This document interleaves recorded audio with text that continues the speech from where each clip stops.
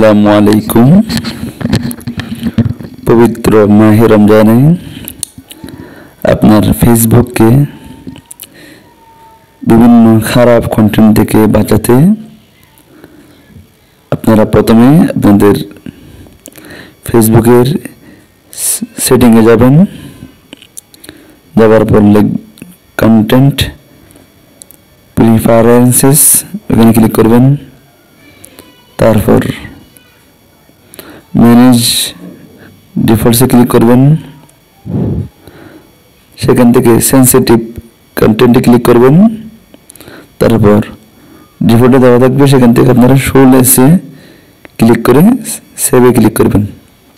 তারপর ওকে দিয়ে দিবেন। তাহলে আপনাদের ফোনে বিভিন্ন খারাপ কন্টেন্ট আসা বন্ধ হবে। ধন্যবাদ সবাইকে।